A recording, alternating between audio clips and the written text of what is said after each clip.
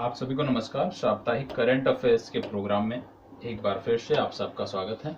और आज के करंट अफेयर्स की जो प्रोग्राम है ये हम बात करने वाले हैं 28 जून से।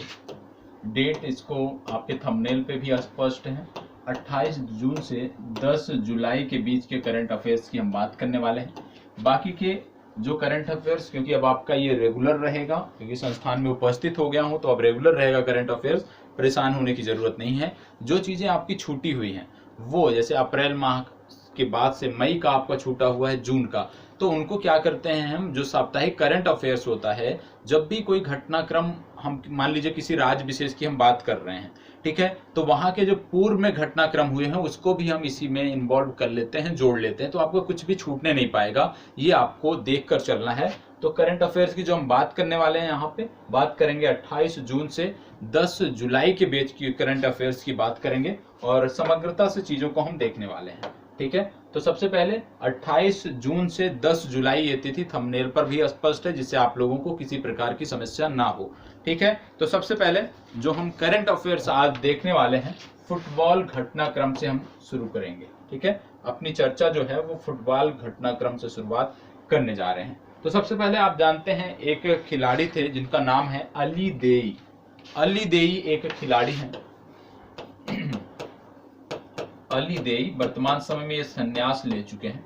फुटबॉल के खिलाड़ी हैं। फुटबॉल के महानतम खिलाड़ियों में इनकी गिनती होती है और ये संबंधित हैं ईरान से, ठीक है। तो ईरान के फुटबॉलर हैं अली देई, जिन्होंने अब संन्यास ले लिया है खेल से। इनके द्वारा जो कुल अपने कैरियर में जो कुल गोल किए गए थे, उस गोल का रिकॉर्ड बराबरी कर लिया है किसने? क्रिस्टियानो रोनाल्डो ने। क्रिस्टियानो रोनाल्डो जो है ये पुर्तगाल के फुटबॉल प्लेयर हैं और इन्होंने किसकी बराबरी कर लिया है? अली देई के किए गए गोल के रिकॉर्ड की बराबरी कर लिया है। तो दोनों नाम आपको याद आना चाहिए कि अली देई जो है इनका संबंध है ईरान से है, एक फुटबॉलर हैं। क्रिस्टियानो रोनाल्डो भी एक फुटबॉलर हैं और ये पुर्तगाल के हैं। दो नाम सबसे पहले आपको पता होना चाहिए। और यहाँ पे बात हो रही है फुटबॉल की, तो फुटबॉल की जो गवर्निंग बॉडी है उसको बोलते हैं फीफा, ठीक है। फीफा का यदि फुल फॉर्म की हम बात करें तो इसका फुल फॉर्म है federation international D football association. तो जो फुटबॉल की शीर्ष बॉडी है, सर्वोच्च जो संस्था है, जिसका हेडक्वार्टर जो है वो ज्यूरिख में है। और ये कहाँ पे है? ये स्विट्जरलैंड में है, ठीक है। ज्यूरिख स्विट्जरलैंड में है, जहां पे फीफा का मुख्यालय है। अब फीफा की जब हम बात कर रहे हैं, हम फुटबॉल की बात कर रहे हैं, तो आपको कुछ चीजें याद आनी चाहिए। क्या याद आनी चाहिए? सबसे पहली बात, फीफा की जब हम बात करते हैं तो फीफा के वर्ल्ड कप जो थे विभिन्न कैटेगरियों के, वो प्रस्तावित थे, जिनको कोविड के चलते आगे के वर्षों के लिए टाल दिया गया है। तो वो कौन कौन से हैं? जैसे सबसे पहले फीफा का जो वर्ल्ड कप था, पहला था अंडर 17 वर्ल्ड कप। ये 2021 में होने वाला था, लेकिन अब इसको 2023 में प्रस्तावित कर दिया गया है। और जब 2023 में ये खेला जाएगा तो कहां पे खेला जाएगा? पेरू में खेला जाएगा, ये आपको पता होना चाहिए। इसी तरह से इनका था under 20 world cup. Under 20 world cup जो था ये भी 2021 में प्रस्तावित था।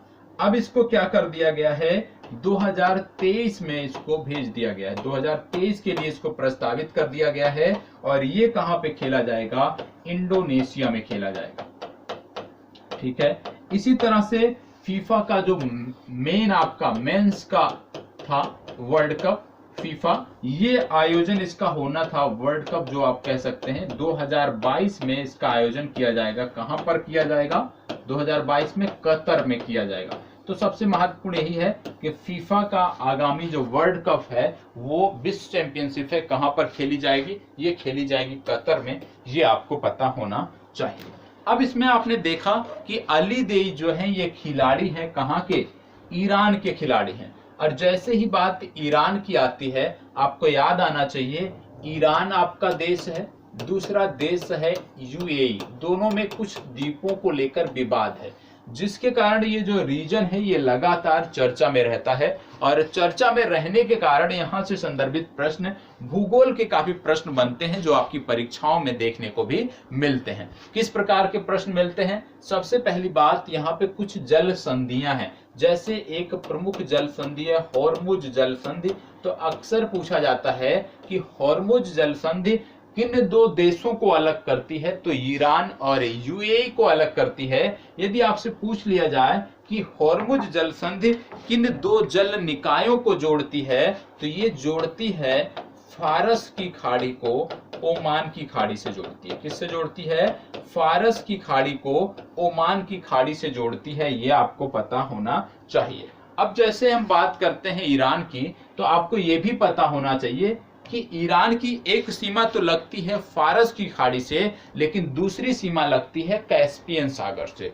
अब हम जब कैस्पियन सागर की बात कर रहे हैं, तो आपका होमवर्क बनता है, कई बार मैंने आपको बताया है कि कैस्पियन सागर से कौन कौन से देश हैं जो सीमा बनाते हैं, कई बार मैंने बताया है। आज ये आपका होमवर्क रहेगा कि कैस्पियन सागर से कौन कौन से देश सीमा बनाते हैं, उन देशों के नाम, उन देशों की राजधानियों के नाम और उन देशों की मुद्राओं के नाम, ये आप इस वीडियो के कमेंट बॉक्स में आप बताएंगे। यदि आप रेगुलर हमारे व्यूअर हैं, रेगुलर आप हमें देखते हैं करंट अफेयर्स के लिए, तो निश्चित रूप से आपको बताना पड़ेगा। ठीक है, तो कमेंट बॉक्स में आप इसका जवाब देंगे। हॉर्मुज जलसंध की हम बात कर रहे थे। ठीक है, अब इस रीजन में यदि हम देखें तो आप देखेंगे कि ये जो पूरा गल्फ का रीजन है ये बहुत ही महत्वपूर्ण है। जैसे लगातार यहाँ पे यदि हम देखें गृह युद्ध चलते रहते हैं, कई सारे देश ऐसे हैं जहाँ पे गृह युद्ध चलते रहते हैं। ठीक है, अफ्रीकन कंट्री हैं जो इस संदर्भ में चर्चा में है। आप जानते हैं कि स्वेज नहर इन दिनों काफी चर्चा में थी, क्योंकि वहां पे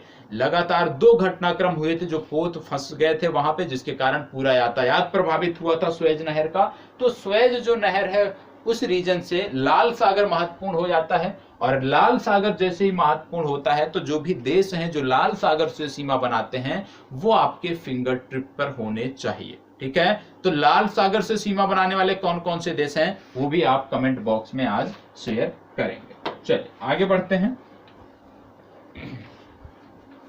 और अगला जो करंट अफेयर्स हम देखने वाले हैं ये केरल से संबंधित देखने वाले हैं। केरल से संबंधित अब हम करंट अफेयर्स देखने वाले हैं।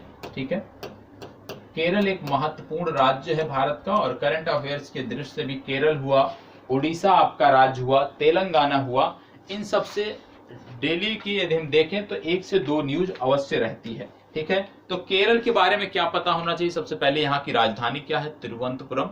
राज्यपाल हैं आरिफ मोहम्मद खान, पिनरई विजयन यहाँ के मुख्यमंत्री हैं। इतनी बेसिक जानकारी है जो हर किसी छात्र को जो 1 दिवसीय परीक्षा की तैयारी कर रहे हैं उनको पता होना चाहिए।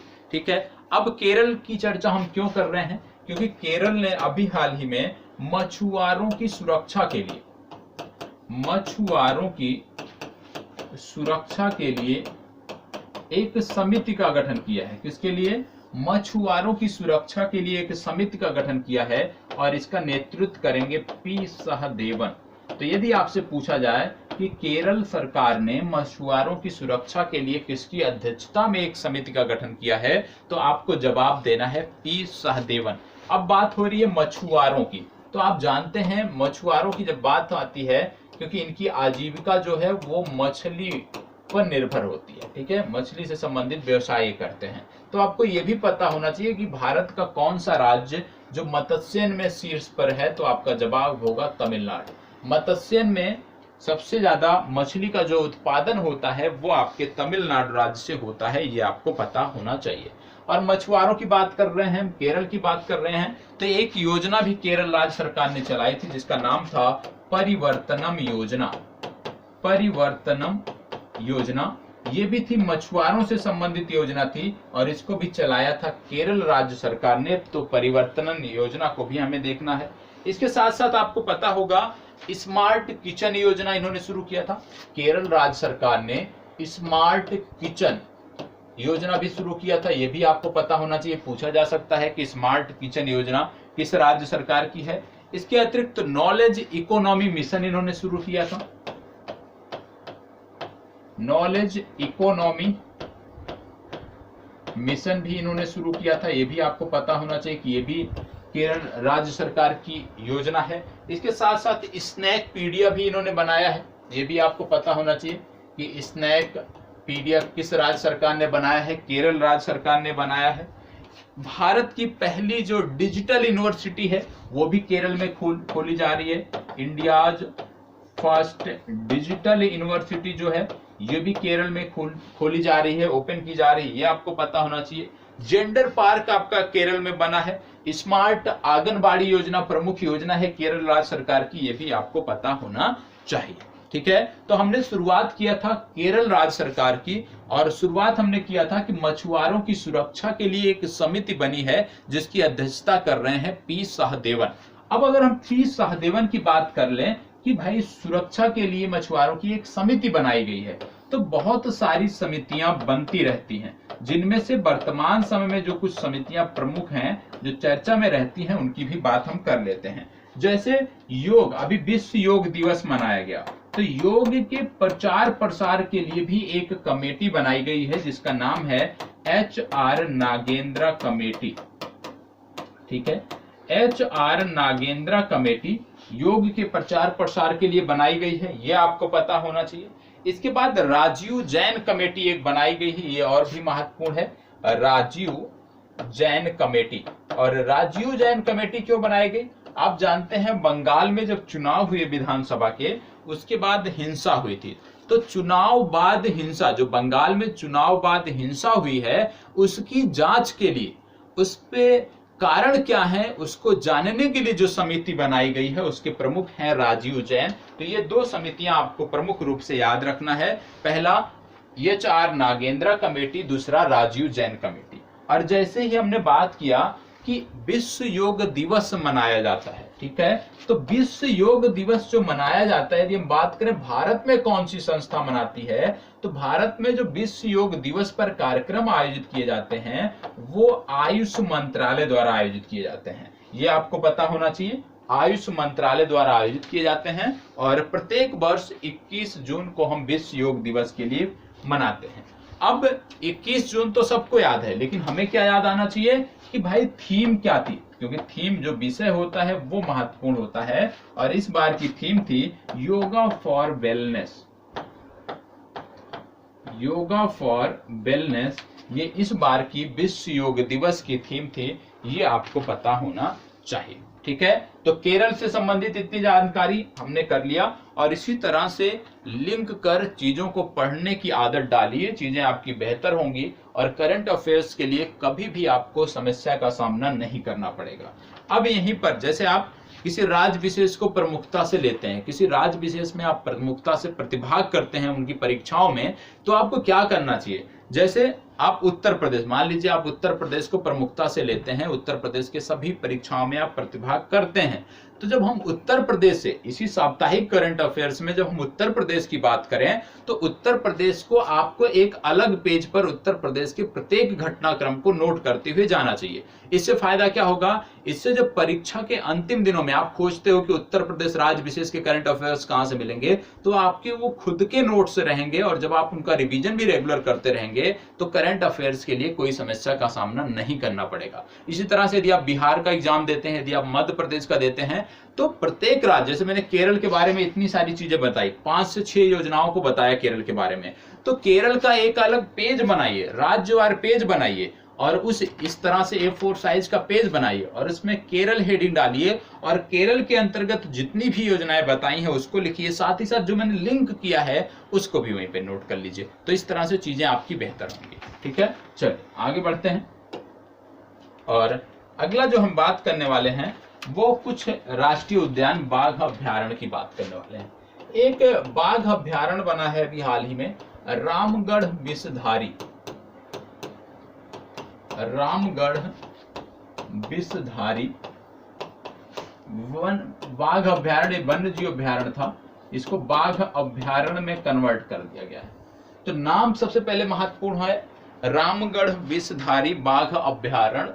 ये भारत का 52वां बाघ अभ्यारण्य है। ठीक है, 52वां बाघ अभ्यारण्य है, और ये जो राज्य, जिस राज्य से संबंधित है वो राज्य आपका है राजस्थान, और ये राजस्थान का चौथा बाघ अभ्यारण्य है। ठीक है, पूरे भारत का 52वां और राजस्थान का चौथा बाघ अभ्यारण्य है। इससे पहले राजस्थान में कौन कौन से थे? तो सरिस्का,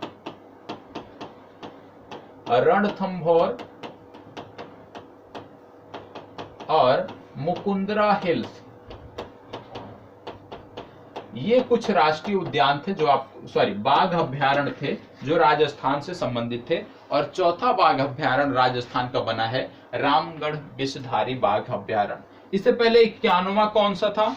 91वां आपका था, नाम थोड़ा सा टिपिकल है, मेघमलई श्रीविल्लुपुत्तूर बाघ अभ्यारण्य। ये आपका 91वां बाघ अभ्यारण्य था। और सबसे लेटेस्ट आपका है रामगढ़ विषधारी बाघ अभ्यारण्य। ये आपको पता होना चाहिए। अब बाघ अभ्यारण्य की हम बात जब भी करें, कहीं भी आप सुने, करें या आप पढ़ते हैं कहीं भी बाघ अभ्यारण्य की बात, तुरंत आपके दिमाग में आना चाहिए कि भाई बाघ अभ्यारण्य की शुरुआत कब हुई थी? प्रोजेक्ट टाइगर के अंतर्गत। प्रोजेक्ट टाइगर कब लाया गया था? 1973 में लाया गया था। ये तुरंत आपको पता होना चाहिए। आपको ये भी ध्यान रखना चाहिए कि जब प्रोजेक्ट टाइगर लाया गया था उस समय हमारी प्रधानमंत्री थी इंदिरा गांधी। ये भी आपको याद आना चाहिए। ठीक है, इसके साथ साथ आप याद आना चाहिए कि बाघों की निगरानी और सुरक्षा के लिए एक योजना है, एम-एस्ट्रिप्स योजना भी चलाई गई थी, जो बाघों की निगरानी के लिए है, बाघों को नियंत्रण में रखने के लिए है, बाघों को सुरक्षित रखने के लिए है। तो सुरक्षा और निगरानी के लिए एम-स्ट्रिप योजना भी चलाई जा रही है। अब इसमें यदि इसमें हम देखें कि प्रोजेक्ट टाइगर जो है इसको क्रियान्वित करने वाली संस्था कौन सी है? तो ये है NTCA, national tiger conservation authority जो है वही बाघ अभ्यारण्यों से संबंधित नियमों को बनाती है, रख रखाव करती है। ठीक है, तो ये तो हो गया आपका रामगढ़ विषधारी।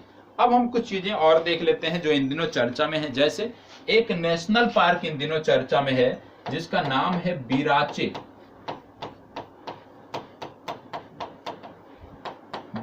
National park. अब बिराचे नेशनल पार्क क्यों चर्चा में है?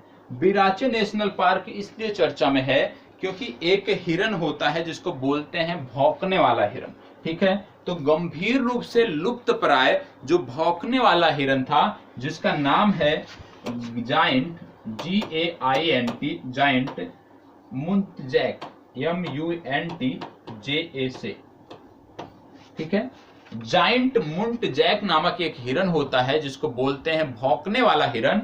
और ये बहुत ही आप कह सकते हैं रेयर है, लुप्त प्राय है। और इसको देखा गया है कहां पे? बिराचे नेशनल पार्क में। तो गंभीर रूप से लुप्त प्राय जायंट मुंटजैक नामक जो हिरन है, जो गंभीर रूप से लुप्त प्राय है, इसको देखा गया है बिराचे नेशनल पार्क में। और बिराचे नेशनल पार्क कहां पर स्थित है? ये एक देश है कंबोडिया, वहां पर स्थित है।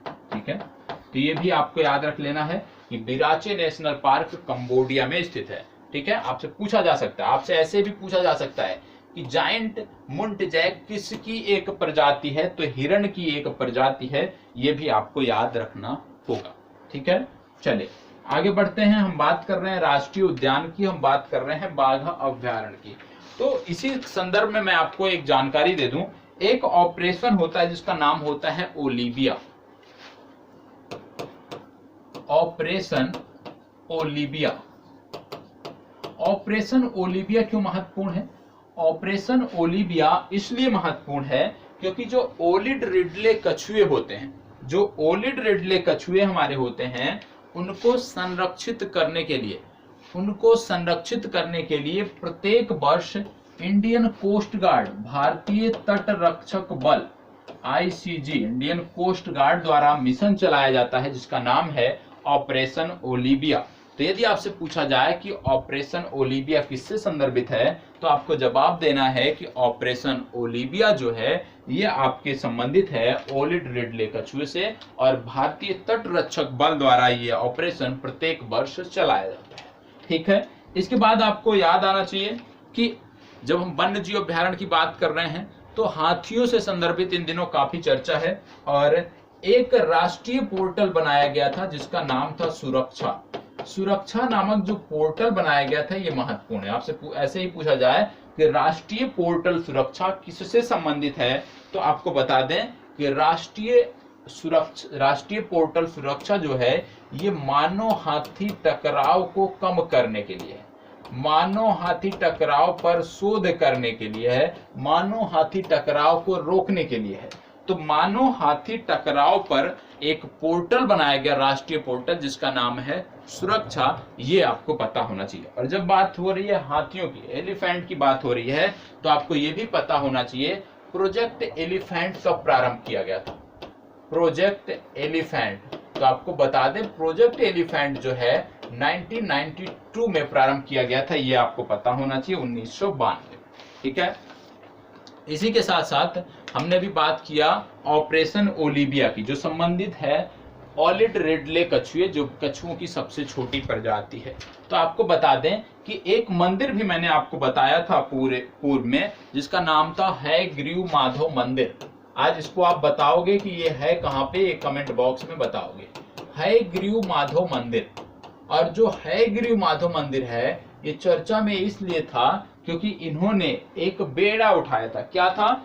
काले सॉफ्ट सेल जो कछुए होते हैं उनको संरक्षित करने का फैसला लिया था हयग्रीव माधव मंदिर समिति ने। तो मैं आपसे पूछ रहा हूं कि हयग्रीव माधव मंदिर कहां पर है, क्योंकि पूर्व में हमने इसकी बात की है। ठीक है, तो अब यहाँ पे कछुओं की बात हो रही है, ओलिड रिडले की हमने बात किया, तो ओलिड रिडले बहुत ही महत्वपूर्ण है, तो उनसे संबंधित कुछ जानकारी और कर लेते हैं। ठीक है, क्या ओलिड रिडले की जब बात आती है, सबसे पहली बात कि ओलिड रिडले जो कछुए हैं कहाँ पाए जाते हैं। एक बीच है जिसका नाम है गाहिर माथा, गाहिर माथा बीच है। गाहिर माथा के साथ साथ आपका है ऋषिकुल्या नदी का मुहाना, ऋषिकुल्या और देवी नदी दोनों है, ऋषिकुल्या और देवी नदी का मुहाना है, जहां पर ये पाए जाते हैं, जहां पे ये प्रजनन के लिए आते हैं, तो ये आपको पता होना चाहिए। ठीक है, अब वन्य जीव अभ्यारण्य राष्ट्रीय उद्यान हम देख रहे हैं। ठीक है, तो आपको कुछ और जानकारी मैं बता देता हूं जो इन दिनों चर्चा में है। जैसे एक फॉरेस्ट है जिसका नाम है Papum reserve forest, Papum reserve forest. अब आपसे सीधा प्रश्न बन सकता है कि पापुम रिजर्व फॉरेस्ट है कहां पे, किस राज्य में आपको पापुम रिजर्व फॉरेस्ट देखने को मिलेगा। तो आपको बता दें पापुम रिजर्व फॉरेस्ट जो है ये अरुणाचल प्रदेश में देखने को मिलेगा। कहां पे? अरुणाचल प्रदेश में देखने को मिलेगा। और जब पापुम रिजर्व फॉरेस्ट की बात आती है, क्योंकि हमने बताया कि ये अरुणाचल प्रदेश में देखने को मिलेगा, तो क्यों चर्चा में रहता है ये पापुम रिजर्व फॉरेस्ट? तो ये चर्चा में इसलिए रहता है हॉर्नबिल पक्षियों के कारण ये चर्चा में रहता है। हॉर्नबिल पक्षियों को संरक्षित करने का प्रयास किया जा रहा है पापुम रिजर्व फॉरेस्ट में, इसलिए ये चर्चा में रहता है। और जैसे ही बात आती है हॉर्नबिल की, तो आपको पता होना चाहिए हॉर्नबिल से संबंधित दो त्योहार हैं। पहला है पक्के पागा हॉर्नबिल, ये आपके मनाया जाता है अरुणाचल प्रदेश में। दूसरा है हॉर्नबिल, केवल हॉर्नबिल फेस्टिवल, ये मनाया जाता है कोहिमा में, नागालैंड की राजधानी है कोहिमा, जहां पर मनाया जाता है। तो पक्के पागा हॉर्नबिल और हॉर्नबिल ये दोनों आपको पता होना चाहिए। इसके साथ साथ आपको बता दें कि अरुणाचल प्रदेश में एक जनजाति है जिसको बोलते हैं न्यासी जनजाति। न्यासी जनजाति आपको याद रखना है, क्योंकि न्यासी जो जनजाति है इन्होंने भी हॉर्नबिल पक्षी को संरक्षित करने के लिए प्रयास करना शुरू कर दिया है। तो एकमात्र जनजाति है जो हॉर्नबिल पक्षी का संरक्षित कर रही है, क्योंकि ये लोग भी पहले हॉर्नबिल पक्षी को शिकार करते थे और उसकी जो पंख होते हैं उसको जनजाति में अपने सम्मान स्वरूप उसको लगाया जाता था, जो भी इनके वस्त्र होते थे, जो इनकी कैप होती थी। लेकिन अब इन्होंने इसको संरक्षित करने के लिए कदम बढ़ाए हैं। तो न्यासी जनजाति के बारे में भी पता होना चाहिए कि अरुणाचल प्रदेश की एक महत्वपूर्ण जनजाति है। और यदि हम बात करें हॉर्नबिल कि राष्ट्रीय पक्षी कहाँ का है, राजकीय पक्षी कहाँ का है, तो ये केरल के साथ साथ केरल के साथ साथ अरुणाचल प्रदेश का राजकीय पक्षी है, ये आपको पता होना चाहिए। ठीक है, चलिए आगे बढ़ते हैं और हम बात करते हैं सिंक द्वीप की। सिंक द्वीप, अब सबसे पहली चर्चा आती है कि सिंक द्वीप है कहाँ पे। यदि चर्चा में है तो हमें जानना जरूरी है कि सिंक द्वीप है कहाँ पे। तो आपको बता दें कि सिंक द्वीप जो है ये अंडमान निकोबार की जो राजधानी है पोर्ट ब्लेयर, ठीक है, पोर्ट ब्लेयर के पास में है। पोर्ट ब्लेयर से 30 से 40 किलोमीटर की दूरी पर है। अब बात आती है कि हम इसको करंट अफेयर्स में क्यों पढ़ रहे हैं। यदि द्वीप है तो इसको हमें भूगोल विषय के अंतर्गत पढ़ना चाहिए, करंट अफेयर्स के अंतर्गत हम क्यों पढ़ रहे हैं द्वीप को। तो सिंक द्वीप के बारे में बता दें कि ये जो द्वीप है यहाँ पर अभी हाल ही में एक नाव के चालक दल के सदस्यों को बचाया गया है। और नाव कौन सी थी? गंगावन, इसका नाम था गंगावन। और इनके 9 चालक दल के 9 सदस्यों को बचाया गया था गंगावन के। कहां पे बचाया गया था? सिंक द्वीप के पास ये गंगावन नामक जो नौका थी ये डूब रही थी और यहां से 9 सदस्यों को बचाया गया था। तो इस कारण सिंक द्वीप आपका चर्चा में है, ठीक है। और इंडियन कोस्ट गार्ड ने बचाया था इनको डूबते हुए, तो ये आपको पता होना चाहिए। अब जैसे हमने बात किया कि भाई पोर्ट ब्लेयर से कुछ किलोमीटर की दूरी पे है, तो सबसे पहले आप जानते हैं कि अंडमान निकोबार ये कुछ द्वीपों पर विस्तारित है। द्वीपों पर विस्तारित ये आपका केंद्र शासित प्रदेश है और द्वीपों पर विस्तारित है, तो हमें पता होना चाहिए कि भाई राजधानी जो है ये किस द्वीप पर स्थित है, ये हमें पता होना चाहिए। क्योंकि जब हम अंडमान की बात करते हैं तो हम उत्तरी अंडमान की बात करते हैं, मध्य अंडमान की बात करते हैं, हम दक्षिणी अंडमान की बात करते हैं और हम छोटे अंडमान की बात करते हैं। 4 प्रमुख द्वीप आते हैं अंडमान समूह में। अब इनमें से किस पर पोर्ट ब्लेयर स्थित है वो आपको पता होना चाहिए। तो पोर्ट ब्लेयर आपके लोअर अंडमान पर स्थित है, या आप कह लीजिए दक्षिणी अंडमान, ठीक है। लोअर या दक्षिणी अंडमान पर आपकी राजधानी पोर्ट ब्लेयर स्थित है, ये आपको पता होना चाहिए। और यहीं पर आप समझेंगे जानेंगे कि एक बीज भी काफी चर्चा में था जिसका नाम था राधानगर बीज, ठीक है, जिसको ब्लू फ्लैग सर्टिफिकेट दिया गया था, ये भी आपको पता होना चाहिए। इसके साथ साथ अंडमान निकोबार द्वीप समूह में कुछ द्वीप थे जिनका नाम बदला गया था। जैसे एक नील द्वीप था जिसका नाम रखा गया शहीद द्वीप, ये आपको पता होना चाहिए। एक द्वीप था हैवलॉक, इसका नाम रखा गया स्वराज द्वीप। इसके बाद एक द्वीप था जिसका नाम था रॉस द्वीप, इसका नाम रखा गया नेताजी सुभाष चंद्र बोस द्वीप। तो नील, हैवलॉक और रॉस द्वीप के नए नाम क्या हैं ये भी आपको पता होना चाहिए। जब हम अंडमान की बात करते हैं तो आप जानते हैं यहाँ पे ज्वालामुखी पर्वत भी हैं। जैसे आप बैरन द्वीप देखते होंगे, बैरन द्वीप पूरी तरह से ज्वालामुखी द्वीप है। नारकोडम आप देखते होंगे, नारकोडम भी द्वीप है, ये आपको पता होना चाहिए। अब यहाँ से आपको मैं एक होमवर्क देता हूं कि अंडमान की एक चोटी है जिसको बोलते हैं सैडल पीक, ठीक है। तो सैडल पीक ये अंडमान के द्वीपों में किस द्वीप पर स्थित है, ये भी आप कमेंट बॉक्स में बताएंगे कि सैडल द्वीप कहां पर स्थित है। और जो भी आपको होमवर्क दिया जाए प्लीज उसको किया करें, क्योंकि इससे आपकी चीजें बेहतर होती हैं और बहुत सारी ऐसी चीजें आपको इस तरह से याद हो जाती हैं जो आपकी परीक्षा के लिए महत्वपूर्ण होती हैं। तो जो आपका करंट अफेयर्स है इसको सिर्फ करंट अफेयर्स तक सीमित मत रखिए, इसको अपने जो आपके सामान्य अध्ययन के प्रारंभिक परीक्षा की दृष्टि से महत्वपूर्ण खंड हैं उन तक भी इनको जोड़ने का प्रयास करिए। तो करंट अफेयर्स के साथ साथ आपका जीएस भी प्रारंभिक परीक्षा के लिए कंप्लीट होता जाएगा, 1 दिवसीय परीक्षा के लिए, ठीक है। अब इतनी सारी चीजें हमने देख लिया, तो हमने बात किया गंगावन कि भाई नौका डूब रही थी और भारतीय कोस्ट गार्ड ने उसको बचाया। सिंक द्वीप के पास डूब रही थी, सिंक द्वीप हमने देख लिया कहां पर है। तो कुछ चीजें और आपको बता देते हैं। जैसे अभी हाल ही में 24 मार्च को छठा अपतटीय गश्ती पोत, 6वां अपतटीय गश्ती पोत ये सौंपा गया है, इसका नाम है ब्रज, ठीक है। तो ब्रज नामक 6वां अपतटीय गश्ती पोत ये भारतीय कोस्ट गार्ड को हाल ही में सौंपा गया है। और अपतटीय गश्ती पोत को बनाने वाली जो कंपनी है वो है L&T, लार्सन एंड टर्बो नामक कंपनी ने इसको बनाया है, ये आपको पता होना चाहिए। और जैसे LNT की बात आती है, LNT की बात आती है, आपको पता होना चाहिए कि इंटरसेप्टर नौका भी इसके द्वारा बनाई जा रही है, जो हाल ही में दी गई है उसका नाम है ICGC 453। यह एक इंटरसेप्टर नौका है जो LNT ने बनाया है, तो ये भी आपको पता होना चाहिए। इसके साथ साथ जब हम देख रहे हैं कि LNT ने बनाया है, तो भारत में बहुत सारे डॉकयार्ड हैं जहां पे जहाजों को बनाया जाता है, पनडुब्बियों को बनाया जाता है, जिसमें से एक महत्वपूर्ण है, कौन सा, ये आपका आता है मझगांव डॉकयार्ड। मझगांव डॉकयार्ड ये क्यों चर्चा में है? मझगांव जो डॉकयार्ड लिमिटेड है, ये चर्चा में इसलिए है क्योंकि इसने 6 पनडुब्बियों को बनाने का निर्णय लिया है। किस प्रोजेक्ट के अंतर्गत? प्रोजेक्ट 75।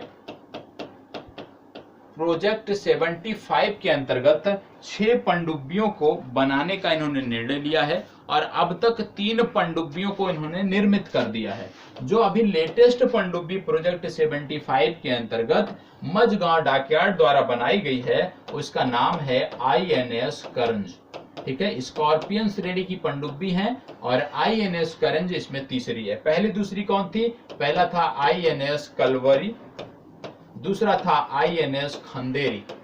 ठीक है, तो INS Kalvari, INS Khanderi, INS करंज, ये तीनों आपको पता होना चाहिए, जो स्कॉर्पियन श्रेणी की पनडुब्बियां हैं। प्रोजेक्ट 75 के अंतर्गत मझगांव डॉकयार्ड द्वारा इनको बनाया जा रहा है।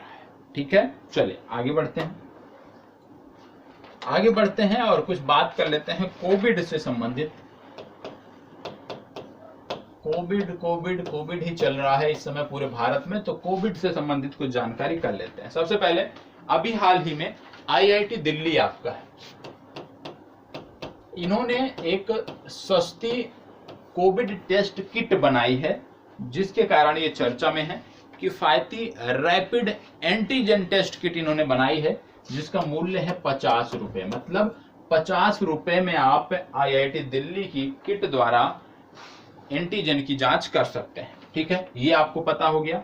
अब कुछ अन्य किट भी बनाई गई हैं जिनके द्वारा एंटीजन टेस्ट हो रहा है, कोविड जांच हो रही है, जिनमें एक कंपनी है मेरिल नामक एक कंपनी है। मेरिल नामक कंपनी ने जो टेस्ट किट बनाई है उसका नाम है कोबी फाइंड। मेरिल नामक कंपनी ने कोबी फाइंड नामक टेस्ट किट बनाया है। एक कंपनी है माई लैब ने जो टेस्ट किट बनाया है उसका नाम है कोबी सेल्फ। ठीक है, कोबी सेल्फ। और एक तीसरी कंपनी है अमेरिका की जिसको बोलते हैं Abbott lab, ABBOTT। Abbott lab ने जो बनाया है उसका नाम है पैन बायो किट। तो 3 किट आपको याद रखने हैं, 3 महत्वपूर्ण कंपनियों के नाम याद रखने हैं कि किसके द्वारा कौन सी किट बनाई गई है। ठीक है, अब आगे इससे जुड़े हुए कुछ अन्य तथ्यों की बात कर लेते हैं। जैसे सबसे पहले अभी हाल ही में निर्मला सीतारमण जी ने भारतीय अर्थव्यवस्था को कोविड से उबरने के लिए कुछ राहत पैकेज की घोषणा की है, जिनमें इन्होंने जो राहत पैकेज दिया है वो आपको महत्वपूर्ण होना चाहिए। इन्होंने 6 लाख, ये डिजिट याद होनी चाहिए आपको, 6,28,993 करोड़ रुपए की एक किस्त भारतीय अर्थव्यवस्था को उबारने के लिए दी है। तो ये आपको पता होना चाहिए कि 6,28,993 करोड़ रुपए ये एक भारतीय अर्थव्यवस्था को उबारने के लिए दिए गए हैं। ठीक है, अब इसमें यदि हम देखें तो अगला क्या याद आना चाहिए? अगला बिहार में आप जानते हैं कि भारत में 3 वैक्सीन अभी तक प्रयोग में है और तीनों के नाम आपको पता होना चाहिए, मुझे बताने की जरूरत नहीं है, जिसमें रसिया की स्पुतनिक भी शामिल है। ठीक है, बाकी 2 कौन कौन से हैं? आप सब यदि वैक्सीनेशन करा रहे होंगे तो निश्चित रूप से उन्हीं दोनों में से कोई एक लग रहा होगा। अब कई बार मैंने इसको बताया है, तो आपको नाम पता होना चाहिए, किस कंपनी ने बनाया है वो भी आपको पता होना चाहिए। अब सबसे पहले देखें कि भारत सरकार ने अभी हाल ही में आपातकालीन उपयोग के लिए देश का पहला mRNA और देश की चौथी वैक्सीन को मंजूरी दी है। देश का पहला mRNA के माध्यम से आप कोविड का वैक्सीनेशन, कोविड को रोकने के लिए काम करने वाला, और चौथी वैक्सीन को अनुमति दी है। और ये चौथी वैक्सीन कौन सी है ये आपको बताना है। पहली mRNA वैक्सीन है और ओवरऑल चौथी वैक्सीन है। इसका नाम क्या है ये आपको पता होना चाहिए। इसका नाम है मॉडर्ना mRNA 1273, ये आपको पता होना चाहिए। ये देश की चौथी वैक्सीन है आपातकालीन उपयोग के लिए, लेकिन देश की पहली mRNA वैक्सीन है जिसका नाम है मॉडर्ना mRNA 1273, ये भी आपको पता होना चाहिए। अभी तक कौन सी 3 अन्य लग रही हैं वो भी आप कमेंट बॉक्स में बताएंगे, ठीक है।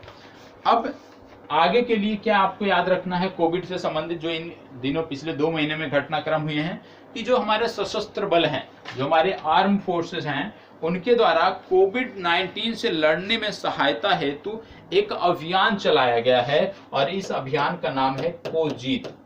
तो यदि आपसे कभी पूछा जाए कि कोजीत अभियान किसके द्वारा चलाया गया है, तो भारतीय सैन्य बलों द्वारा चलाया गया है कोजीत अभियान। इसलिए कोविड-19 से लड़ने में सहायता हेतु चलाया गया है, ठीक है।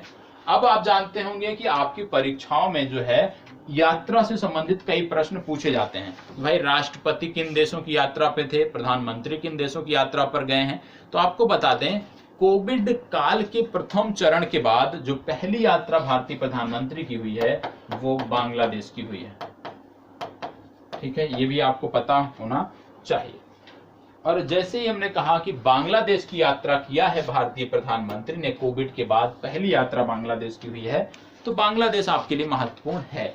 किन संदर्भों में महत्वपूर्ण है, आइए देख लेते हैं कि बांग्लादेश किन संदर्भों में महत्वपूर्ण है। सबसे पहली बात, बांग्लादेश के लिए एक ट्रेन चलाई गई है जो पश्चिम बंगाल से चलेगी और बांग्लादेश को जोड़ेगी, ठीक है। इसका नाम क्या है, इसका नाम है मिताली एक्सप्रेस। तो यदि आपसे पूछा जाए कि मिताली एक्सप्रेस किन 2 देशों को जोड़ती है, तो भारत और बांग्लादेश को जोड़ती है, ठीक है। और जैसे हमने रेल लिंक की बात की, आप जान रहे किसान आंदोलन अभी भी चल रहा है, तो हमें पता होना चाहिए कि पहली किसान रेल किन 2 स्थानों के लिए चलाई गई थी। पहली किसान रेल किन 2 स्थानों के लिए चलाई गई थी, तो पहली किसान रेल किन 2 स्थानों के लिए चलाई गई थी ये आपको पता होना चाहिए। चलाई गई थी देवलाली से दानापुर, ठीक है। और दूसरा आपके लिए महत्वपूर्ण है कि 100वीं किसान रेल किन 2 स्थानों के बीच चलाई गई, तो ये चलाई गई थी संगोला से शालीमार, संगोला से शालीमार। अब यदि हम देखें संगोला कहां पे है, तो संगोला आपको देखने को मिलेगा महाराष्ट्र में। शालीमार कहां पे है, आपको देखने को मिलेगा पश्चिम बंगाल। अब शालीमार यदि हमने देख लिया कि भाई ये पश्चिम बंगाल में है, तो यहाँ से कुछ चीजें और आपकी लिंक हो सकती हैं। जैसे अभी हाल ही में पश्चिम बंगाल सरकार द्वारा एक योजना चलाई गई जिसका नाम है स्टूडेंट क्रेडिट कार्ड योजना, स्टूडेंट क्रेडिट कार्ड योजना। और स्टूडेंट क्रेडिट कार्ड जो योजना है ये महत्वपूर्ण है क्योंकि यहाँ पे 10 लाख रुपए दिए जा रहे हैं। 10 लाख रुपए दिए जा रहे हैं किसके लिए, उच्च शिक्षा के लिए आपको 10 लाख रुपए मुहैया कराए जा रहे हैं। और 18 से 40 वर्ष का कोई भी लाभार्थी इसका लाभ ले सकता है जो पश्चिम बंगाल में रहकर शिक्षा ग्रहण कर रहा है। और ये जो स्वीकृति है, ये जो दी जा रही है क्रेडिट कार्ड योजना, जिसके अंतर्गत 10 लाख रुपए का लाभ दिया जा रहा है, इससे आप भारत में रहकर भी शिक्षा अर्जित कर सकते हैं और भारत के बाहर यदि शिक्षा अर्जित करना चाहते हैं तो उसके लिए भी आप जा सकते हैं। इसके बाद इन्होंने एक योजना और चलाई थी, कृषक बंधु योजना, किसानों के लिए थी कृषक बंधु योजना। ये क्यों महत्वपूर्ण है, क्यों चर्चा में है, क्योंकि पहले इसमें 5,000 रुपए दिए जाते थे, अब इसको बढ़ाकर 10,000 कर दिया गया है, ये आपको पता होना चाहिए। इसके अतिरिक्त इन्होंने एक योजना और शुरू की है, माँ योजना। माँ योजना का उद्देश्य क्या है कि 5 रुपए में जो गरीब हैं, जो जरूरतमंद हैं, उनको खाना उपलब्ध कराया जाए। तो पश्चिम बंगाल की सरकार माँ योजना के तहत उनको खाना भी उपलब्ध करा रही है, ये भी आपको पता होना चाहिए, ठीक है। चलिए आगे बढ़ते हैं।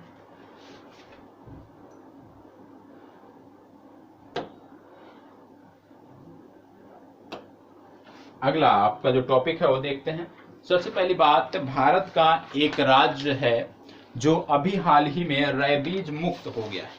ठीक है, रेबीज मुक्त मतलब सभी को इन्होंने टीका लगवा दिया है। तो भारत का कौन सा राज्य है, भारत का पहला राज्य कौन सा है जो रेबीज मुक्त हुआ है? तो आपको याद रखना है गोवा। ठीक है, भारत का गोवा जो है ये रेबीज मुक्त पहला राज्य है, ये आपको पता होना चाहिए। इसके साथ साथ नल से जल, प्रत्येक घर को नल से जल उपलब्ध कराने में भी ये राज्य प्रथम स्थान पर है, ये भी आपको पता होना चाहिए। एकमात्र राज्य है जिसने अपने क्षेत्राधिकार के अंतर्गत आने वाले सभी हाउस होल्ड को नल से जल, टैप वाटर कनेक्टिविटी प्रदान कर दी है, ये भी आपको पता होना चाहिए। ठीक है, और गोवा की जब हम बात करते हैं तो अभी हाल ही में गोवा में Sujit OPV offshore patrol vessel, Sujit का जलावतरण भी किया गया था। सुजीत नामक ओपीवी ऑफशोर पेट्रोल वेसल, इसका भी अनावरण किया गया था, ये भी जलावरण किया गया था, ये भी आपको पता होना चाहिए। और जैसे ही हम बात कर रहे हैं किसी शिप के जलावरण की, तो आपको पता होना चाहिए बना कहाँ पे होगा, किसी डॉकयार्ड में ही बना हो गया। तो भारत में कुल कितने डॉकयार्ड हैं, होमवर्क है, भारत में कुल कितने डॉकयार्ड हैं, इनके बारे में आप कमेंट बॉक्स में बताओगे। जैसे अभी इससे पहले हमने मझगांव डॉकयार्ड की चर्चा की थी, तो इसी तरह से कुल कितने डॉकयार्ड हैं ये आपको बताना है जहां पर शिप बनाए जाते हैं। और ऐसा डॉकयार्ड कौन सा है जहां पर शिप को तोड़ा जाता है, शिप को नष्ट किया जाता है, वो डॉकयार्ड कौन सा है ये भी आपको बताना है। और अभी हाल ही में यहाँ पे एक महत्वपूर्ण शिप है, हमारा युद्धपोत है, जिसको डीकमीशन किया गया है। ठीक है, तो ये आपका होमवर्क है, क्योंकि कई बार मैंने बताई है। तो निश्चित रूप से यदि आप याद करके आप स्वयं से चीजों को लिखते हैं तो वो कभी आप भूलते नहीं है। ठीक है, मैं अभी बता दूं तो निश्चित रूप से आप अभी याद रहेगा, 2-4 दिन बाद आप भूल जाएंगे। यदि आप स्वयं से करेंगे तो वो चीजें आपकी लाइफ टाइम के लिए आपके माइंड में सेट हो जाती है। ठीक है, अब सबसे पहली बात, गोवा की बात हो रही है, तो आप जानते हैं कि गोवा में 2 दिवस महत्वपूर्ण है। एक तो आपका है गोवा स्थापना दिवस और एक है गोवा मुक्ति दिवस। तो गोवा मुक्ति दिवस ज्यादा महत्वपूर्ण है, तो हम आज बात करने वाले हैं गोवा मुक्ति दिवस की। तो सबसे पहली बात, गोवा मुक्ति दिवस मनाया कब जाता है? तो आपको जानकर ये चीज पता भी होगा कि 19 दिसंबर को प्रत्येक वर्ष गोवा मुक्ति दिवस मनाया जाता है। और गोवा को मुक्त हमने किससे कराया था? पुर्तगालियों से हमने कराया था, ये भी आपको पता होना चाहिए। ठीक है, पुर्तगालियों से हमने गोवा को मुक्त कराया था। और इसके साथ साथ जैसे बात हो रही है पुर्तगालियों की बात हो रही है, आपको पता होना चाहिए कि अंतरराष्ट्रीय, नोट कर लीजिएगा, महत्वपूर्ण है, अंतरराष्ट्रीय समुद्री धरोहर कॉम्प्लेक्स, अंतरराष्ट्रीय समुद्री धरोहर कॉम्प्लेक्स ये बन रहा है कहां पे? गुजरात में बन रहा है। लेकिन किसकी सहायता से बन रहा है? पुर्तगाल की सहायता से बन रहा है, ये भी आपको पता होना चाहिए कि अंतरराष्ट्रीय समुद्री धरोहर कॉम्प्लेक्स ये पुर्तगाल की सहायता से हम गुजरात में बना रहे हैं, ये भी आपको पता होना चाहिए। और जैसे ही बात गुजरात की आई, आपको पता होना चाहिए कि भारतीय प्रधानमंत्री अभी हाल ही में गुजरात के दौरे पे थे और यहाँ इन्होंने जैन उद्यान, नोट कर लीजिएगा, जैन उद्यान और कैजान एकेडमी, इसकी आधारशिला रखी, कैजान एकेडमी। अब जैन उद्यान क्या है, कैजान एकेडमी क्या है, ये महत्वपूर्ण है क्योंकि भारतीय प्रधानमंत्री ने इसकी शुरुआत की है। तो जैन एकेडमी का मतलब आप समझ सकते हैं, एक प्रकार से जैन उद्यान मतलब जहां पे जैन धर्म से संबंधित जानकारियां संग्रहित की जाती हो, दी जाती हो। ठीक है, कैजान एकेडमी की यदि हम बात करते हैं तो कैजान एकेडमी का संबंध है जापानी दर्शन से, मतलब यहाँ पे आपको जापानी दर्शन के बारे में जानकारी मिलेगी, जापान की संस्कृति के बारे में जानकारी मिलेगी। और इन दोनों की आधारशिला कहाँ पे रखी गई है? गुजरात में भारतीय प्रधानमंत्री ने रखा है, ये आपको पता होना चाहिए। और गुजरात में ही एक स्थान है भावनगर, और भावनगर में पूरे भारत का पहला कंटेनर हब बनाया गया है, ये भी आपको पता होना चाहिए। पूरे भारत का पहला कंटेनर हब जो बनाया गया है वो भावनगर में बनाया गया है, ये भी जानकारी आपको होनी चाहिए। ठीक है, चलिए अब स्पोर्ट्स से संबंधित कुछ घटनाक्रम हम देख लेते हैं। सबसे पहली बात, पेरिस में तीरंदाजी विश्व कप प्रतियोगिता चल रही है और उसमें अभी हाल ही में, तो सबसे पहला प्रश्न यही हो गया कि भाई अभी हाल ही में किस स्थान पर विश्व तीरंदाजी प्रतियोगिता का आयोजन किया गया, तो पेरिस में किया गया, पहले प्रश्न का जवाब। अब पेरिस में जो प्रतियोगिता चल रही है, यहाँ पे हमारी तीरंदाज हैं जिनका नाम है दीपिका कुमारी। दीपिका कुमारी ने एक ही दिन में 3 कैटेगरियों में स्वर्ण पदक जीता है और एक प्रकार से इन्होंने इतिहास रचा है। तो दीपिका कुमारी का नाम आपको पता होना चाहिए। दीपिका कुमारी के साथ साथ हमारी जो तीरंदाज हैं उनमें आपको नाम याद रखना है, क्योंकि इनसे ओलंपिक में भी पदक की उम्मीद है। कोमालिका बारी, और तीसरा नाम याद आ जाएगा अंकिता भगत। ये 3 नाम आपको याद रखने हैं जब बात करेंगे महिला तीरंदाजी की। कोमालिका बारी, दीपिका कुमारी, अंकिता भगत, ये तीनों भारत की महिला तीरंदाज हैं और निश्चित रूप से इनसे पदक की उम्मीद की जा सकती है। ठीक है, तो ये 3 आपको पता होना चाहिए। इसके साथ साथ और क्या चीजें आपके लिए महत्वपूर्ण है, तैराकी एक खेल है और तैराकी में भारत की तरफ से कुल 3 खिलाड़ियों को ओलंपिक 3 खिलाड़ी ओलंपिक के लिए क्वालिफाई हुए हैं। और कौन कौन से पदक की उम्मीद नहीं है, लेकिन नाम पता होना चाहिए। पहले हैं पुरुष में साजन प्रकाश, तो यदि नाम देके पूछ लिया जाए कि भाई साजन प्रकाश किस खेल से जुड़े हुए हैं, तो आपको जवाब देना है तैराकी। दूसरे हैं वीर धावल खड़े, ये दोनों हो गए पुरुष में जिन्होंने ओलंपिक के लिए क्वालिफाई किया है। महिला में है माना पटेल। ठीक है, तो ये 3 खिलाड़ी हमें याद रखने हैं, साजन प्रकाश, वीर धावल खड़े और माना पटेल, तीनों ने ओलंपिक के लिए क्वालिफाई किया है। ठीक है, इसके बाद है सीमा पुनिया, महिला खिलाड़ी हैं सीमा पुनिया, और सीमा पुनिया ने डिस्कस थ्रो प्रतियोगिता में ओलंपिक के लिए क्वालिफाई किया है, ये आपको पता होना चाहिए। और जब खिलाड़ियों की बात कर रहे हैं तो एक खिलाड़ी हैं, थे तो भारत के लेकिन इनका जन्म हुआ है अमेरिका में, तो अमेरिका के कहे जाएंगे। नाम है अभिमन्यु मिश्रा।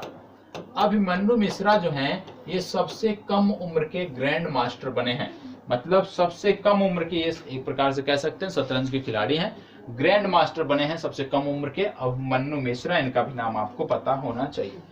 ओलंपिक की बात हो रही है तो एक नाम आप याद रखिएगा, बहुत ही महत्वपूर्ण है, मरियप्पन थंगबेलु।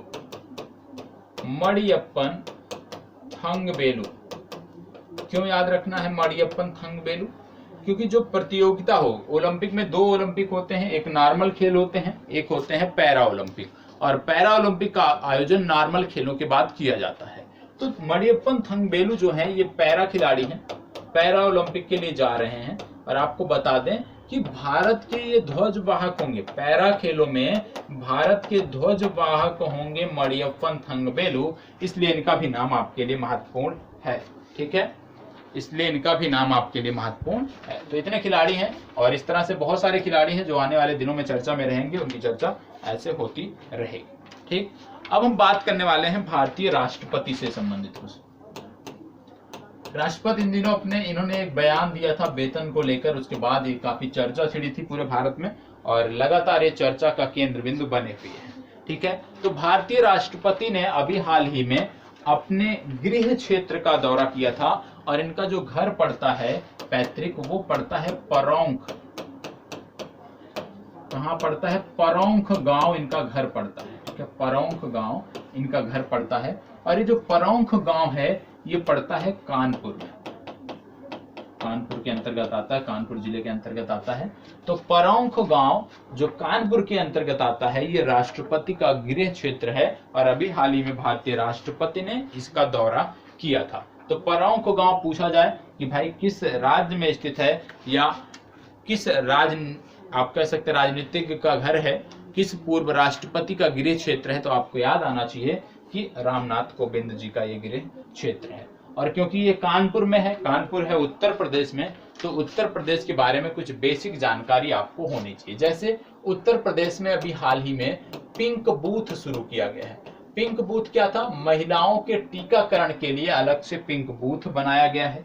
इसके अतिरिक्त मुख्यमंत्री बाल सेवा योजना शुरू की गई है। मुख्यमंत्री बाल सेवा योजना शुरू की गई है, ये आपको पता होना चाहिए। इसके साथ साथ यहाँ पे एक कोचिंग, फ्री कोचिंग बच्चों के लिए, कंपटीशन के लिए, प्रतियोगी परीक्षाओं के लिए, जिसका नाम है अभ्युदय योजना। अभ्युदय योजना के अंतर्गत फ्री कोचिंग दी जा रही है और जो फ्री कोचिंग मिल रही है उसका नाम है पथ प्रदर्शक कोचिंग। पथ प्रदर्शक कोचिंग किस योजना के अंतर्गत है? ये अभ्युदय योजना के अंतर्गत है। किसने चलाया है? ये उत्तर प्रदेश सरकार द्वारा चलाया गया है। जब राष्ट्रपति की बात हो रही है तो आपको पता है वनवासी समागम भी हुआ था उत्तर प्रदेश में, और वनवासी जो समागम हुआ था वहां पर भी भारतीय राष्ट्रपति ने जो है प्रतिभाग किया था। भारतीय राष्ट्रपति वहां पे गए थे, उपस्थिति दर्ज कराई थी। ठीक है, जब हम बात कर रहे हैं उत्तर प्रदेश के, तो यहाँ पे 3 ऑडिटोरियम बन रहे हैं। जैसे पहला है बाबा गंभीरनाथ, बाबा गंभीरनाथ ऑडिटोरियम, ये आपका बन रहा है गोरखपुर में, जो मुख्यमंत्री का गृह क्षेत्र है। दूसरा है महाराजा सुहेलदेव, महाराजा सुहेलदेव ऑडिटोरियम, ये आपका बन रहा है बहराइच में। ठीक है, तीसरा आपका है doctor Ambedkar auditorium, doctor Ambedkar auditorium, ये आपका बन रहा है लखनऊ में। ठीक है, तो बाबा गंभीरनाथ गोरखपुर, महाराजा सुहेलदेव बहराइच, डॉक्टर अंबेडकर लखनऊ, ये आपको पता होना चाहिए। ठीक है, चलिए अब लखनऊ की हमने बात किया लास्ट में कि डॉक्टर अंबेडकर ऑडिटोरियम जो है ये लखनऊ में बन रहा है। तो लखनऊ आपके लिए महत्वपूर्ण है क्योंकि उत्तर प्रदेश की राजधानी है, गोमती नदी के तट पर स्थित है। अब लखनऊ से संबंधित क्या चीजें आपकी परीक्षा के लिए महत्वपूर्ण है वो हम देख लेते हैं। लखनऊ यदि हम देखें तो यहाँ पे एक संस्थान है जिसको बोलते हैं CISH। CISH इसका फुल फॉर्म है सेंट्रल इंस्टीट्यूट फॉर सब tropical horticulture. Central institute for सब ट्रॉपिकल हॉर्टिकल्चर ये संस्था का नाम है, और इन्होंने जामुन की एक विशेष प्रजाति बनाई है जिसका नाम है जामुवंत जामुन। जामुवंत जामुन, और ये जो जामुवंत जामुन है ये विशेषकर बिथूर का क्षेत्र है उत्तर प्रदेश में, वहां पर उगाया जा रहा है। वहां के कृषक इसको उगा रहे हैं जामुवंत जामुन, और इसको लंदन निर्यात किया जा रहा है। ठीक है, लंदन निर्यात किया जा रहा है। और जैसे ही हम बात निर्यात की कर रहे हैं, कृषि निर्यात की कर रहे हैं, तो एक महत्वपूर्ण संस्था है भारत की जो निर्यात को देखती है, जिसका नाम है एपेडा। ठीक है, तो एपेडा जो संस्था है ये कृषि निर्यात को बढ़ावा देने के लिए ही बनाई गई है और ये लगातार बेहतर काम कर रही है। अब हमने देखा कि जामुवंत जामुन उत्तर प्रदेश से संदर्भित है, CISH लखनऊ द्वारा बनाया गया है, सेंट्रल इंस्टीट्यूट ऑफ सब ट्रॉपिकल हॉर्टिकल्चर लखनऊ द्वारा बनाया गया है, लंदन निर्यात किया है। तो कुछ अन्य इस तरह की कृषि फसलें हैं जो निर्यात की जा रही हैं। जैसे एक अंगूर है जिसको बोलते हैं लैटिको, ये एक अंगूर की प्रजाति है और इसको भी हम भेज रहे हैं गुवाहाटी से दुबई। मतलब गुवाहाटी में उगाया जाता है, इसको दुबई निर्यात किया जा रहा है। और लैटिको जो अंगूर की प्रजाति है, विशेष रूप से ये म्यांमार की प्रजाति है। ठीक है, म्यांमार की प्रजाति है, ये आपको पता होना चाहिए। और इसके साथ साथ आपको पता होना चाहिए कि कहां पर हम इसको निर्यात कर रहे हैं। ठीक है, तो कहां पे निर्यात कर रहे हैं ये जानकारी होनी चाहिए। लैटिको नामक जो अंगूर है ये गुवाहाटी से हम दुबई को निर्यात कर रहे हैं, ये जानकारी आपको होनी चाहिए।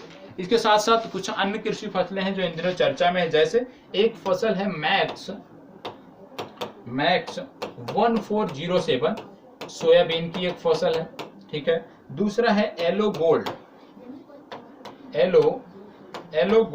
48, ये तरबूज की एक प्रजाति है। ठीक है, एक किस्म है। सेनिमेस नामक कंपनी के द्वारा भारत में इस नाम सेनिमेस नामक से बेची जा रही है। एक नेत्र बामन बनाया गया, नेत्र बामन एक प्रजाति है, ये काजू की प्रजाति है। तो यदि आपसे पूछा जाए नेत्र बामन किस फसल की एक किस्म है, तो काजू की एक किस्म है। अर्क शुभा ये जो है गेंदे का जो फूल होता है उसकी एक प्रजाति है। और एक नींबू इन दिनों काफी चर्चा में है जिसका नाम है KANQIU।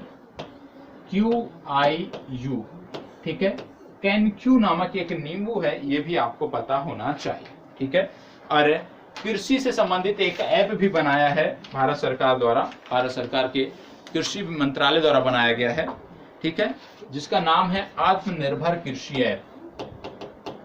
आत्मनिर्भर कृषि ऐप, ये भी आपको पता होना चाहिए। तो देश के किसानों को आत्मनिर्भर कृषि जो ऐप है, इसका उद्देश्य है कि जो देश के किसान हैं उनको खेती संबंधी मौसम की सूचना सही समय पर सटीक सूचना उपलब्ध कराने के लिए ये बनाया गया है। ये आपको पता होना चाहिए। यदि हम बात करें कि भारत के मुख्य वैज्ञानिक सलाहकार कौन हैं कृषि के लिए, तो के विजय राघवन, ये हमारे मुख्य वैज्ञानिक सलाहकार हैं। इनके बारे में भी आपको जानकारी होनी चाहिए, ठीक है। चलिए आगे बढ़ते हैं और अगला टॉपिक देखते हैं। अगला टॉपिक हमारा संबंधित है T20 वर्ल्ड कप से संबंधित।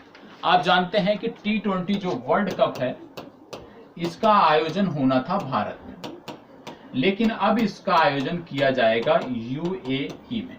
अब इसका आयोजन यदि UAE में किया जाएगा तो UAE आपकी परीक्षा के लिए महत्वपूर्ण हो जाता है। कैसे महत्वपूर्ण हो जाता है? सबसे पहले UAE की राजधानी है दुबई, ठीक है, सॉरी UAE की राजधानी है अबू धाबी, माफ करिएगा। और दुबई क्यों लिखा मैंने? क्योंकि दुबई में क्या है कि ICC का हेडक्वार्टर है। जो इंटरनेशनल क्रिकेट काउंसिल है, जो क्रिकेट की सर्वोच्च संस्था है, गवर्निंग बॉडी जो है, उसका मुख्यालय है दुबई में। तो दुबई हुआ, अबू धाबी हुआ, UAE हुआ, ये आपके लिए महत्वपूर्ण है। अब UAE को किन संदर्भ में हम देखेंगे? सबसे पहले कौन हमारे यहाँ पे राजदूत हैं, ये हमें पता होना चाहिए। तो पवन कपूर हमारे राजदूत हैं UAE में, ये आपको पता होना चाहिए। पवन कपूर हमारे राजदूत हैं। इसके साथ साथ आप जानते हैं कि UAE जो है अंतरिक्ष मिशनों के लिए लगातार बेहतर काम कर रहा है।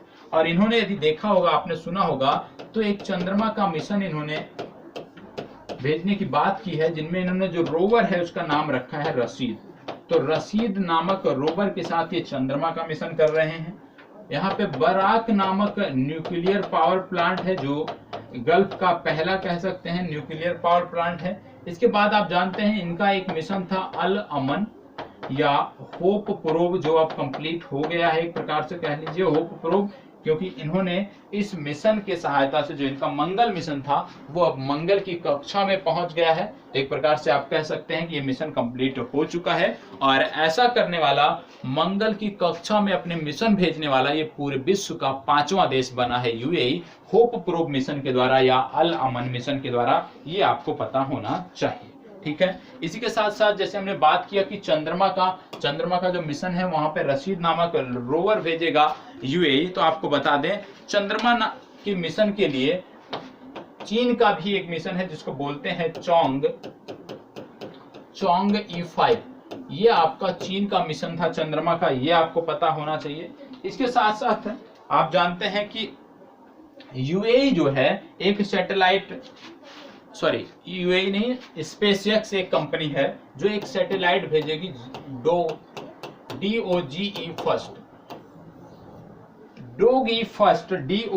फर्स्ट। ये एक सैटेलाइट होगी चंद्रमा के लिए, जो SpaceX कंपनी द्वारा भेजी जाएगी। चंद्रमा से संबंधित 3 चीजें हमने देखा। पहले देखा कि चंद्रमा पर रशीद नामक रोवर भेजेगा UAE। हमने देखा कि चोंग E5 मिशन चंद्रमा के लिए है चीन का।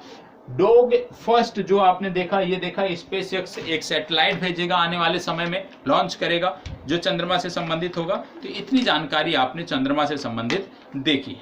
इसके बाद आप जानते हैं कि इसरो ने PSLV से पिछले दिनों ब्राजील के कुछ सैटेलाइट को भेजा था, जिनमें अमेजोनिया प्रथम, एक नाम याद रखना है, अमेजोनिया प्रथम, और इसके अतिरिक्त 18 अन्य उपग्रह थे जो प्रक्षेपित किए गए थे PSLV द्वारा। तो यदि आपसे पूछा जाए कि भारत ने या इसरो ने अमेजोनिया प्रथम जो सैटेलाइट भेजी है, जो उपग्रह भेजे हैं, वो किस देश के हैं, तो ब्राजील से संबंधित उपग्रह थे। ये आपको पता होना चाहिए। हम चीन की बात कर रहे थे, तो चीन के बारे में कुछ जानकारी और आपको बता देता हूं। जैसे सबसे पहले यदि हम देखें तो इनका एप-स्टार 3D 6D, यह एक दूर संचार उपग्रह है चीन का, एप-स्टार 6D। इसके साथ साथ आप याद रखिएगा गाओफेन क्या है, गाओफेन है, गाओफेन 9 क्या है, इनका ऑप्टिकल रिमोट सेंसिंग उपग्रह है चीन का, ये भी आपको पता होना चाहिए। तो गाओफेन 9 चीन का एक ऑप्टिकल रिमोट सेंसिंग उपग्रह है। F*6D जो हमने देखा एक दूर संचार उपग्रह है चीन का। इतनी जानकारी आपको इस प्रश्न से होनी चाहिए। और जब चीन की बात कर रहे हैं तो आपको पता होना चाहिए चीन का पड़ोसी देश है मंगोलिया। और मंगोलिया ने अभी हाल ही में अपने सर्वोच्च नागरिक सम्मान को एक भारतीय को दिया है, जिसका नाम है the order of polar star. The order of polar star ये मंगोलिया का सर्वोच्च नागरिक सम्मान है और ये दिया गया है भारत के एक व्यक्ति है जिनका नाम है आर.के. सबरवाल। एक कंपनी है इंजीनियरिंग इंडिया लिमिटेड, उसके ये प्रमुख हैं आर.के. सबरवाल। और आर.के. सबरवाल को the order of polar star से सम्मानित किया है मंगोलिया ने। क्यों दिया है? क्योंकि भारत ने अभी हाल ही में मंगोलिया में पहली ऑयल रिफाइनरी बनाई है और जिस कंपनी ने ऑयल रिफाइनरी का निर्माण किया उसके प्रमुख थे आर.के. सबरवाल, जिसके कारण मंगोलिया गवर्नमेंट ने इनको अपने सर्वोच्च नागरिक सम्मान से सम्मानित किया है। तो आज के लिए इतना ही, ठीक है। जो महत्वपूर्ण घटनाक्रम थे उनको मैंने आप तक पहुंचाया। यदि अच्छा लगता हो तो प्लीज एक लाइक, और जो भी प्रश्न आपसे पूछे गए हैं आज होमवर्क में वो आप अवश्य जवाब दीजिएगा। निश्चित रूप से अब आपका करंट अफेयर्स रेगुलर रहेगा और जो कुछ छूटा हुआ है पहले का भी उसको भी मैं इसी साप्ताहिक प्रोग्राम में लिंक करके जोड़ करके आप तक पहुंचा रहा हूं। आपको किसी भी प्रकार की करंट अफेयर से संबंधित समस्या यदि आप रेगुलर बने हैं तो नहीं होने वाली है। तो यहीं पे अपनी चर्चा को विराम देते हैं। धन्यवाद।